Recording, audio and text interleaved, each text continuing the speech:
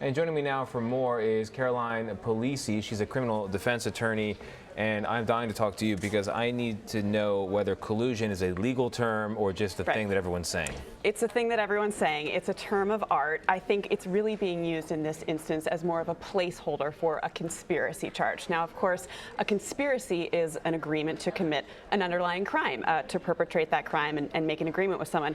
The question is, what is that underlying crime? So the laws of the United States, if I had them all on a computer and I did a find search, collusion, the word does not exist in the legal books. It may exist in sort of a definition of some other charge, but again, the things people are really talking about here are a potential violation of campaign finance laws. Of course, it's a violation to accept something of value from a foreign national. That's a key phrase. That's a key phrase. Now, of value. Now, different legal scholars can argue, about whether or not this is going to qualify for that statute.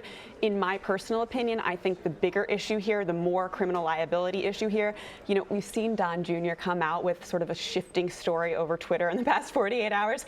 Not a crime to lie on Twitter. However, it is a crime to lie to federal investigators. It's never the crime, it's the cover-up, as the old saying goes. So if he talks to Bob Mueller or any one of his associates, that's why we see him lawyering up. He's hired Alan Futerfas, who's an amazing criminal defense attorney here in New York, who's going to guide him throughout this process so that he's not going to perjure himself or walk into an obstruction charge. That, I think, is the bigger issue here. So the expectation is that he has not yet done anything under oath. All of his statements, publicly and privately, have been outside of his sworn oath to truth. Absolutely. I mean, certainly, everyone's coming out. He's going to talk to these investigatory committees. He's going to talk to congressional committees. He's certainly going to talk to Bob Mueller, the FBI.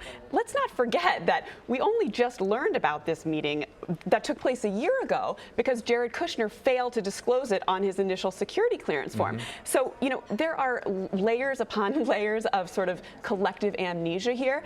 Apparently, the FBI just learned about this meeting upon Kushner's recent disclosure. So certainly they are going to be wanting to talk to John Jr. So the strategy of releasing the emails that the New York Times were going to characterize in an article, that's a legal choice, I imagine, or is that a public affairs choice? Well, it's a public affairs choice. It's really disingenuous, I think, on the part of John Jr. to say that he's doing this in the spirit of transparency because, again, we're just learning about this over a year later. If he really wanted to be transparent about it, this would have come out prior.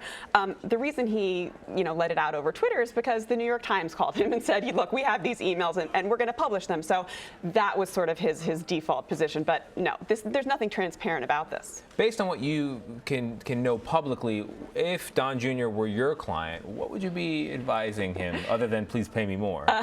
Oh, that's a low blow. I would be counseling him really to zip it.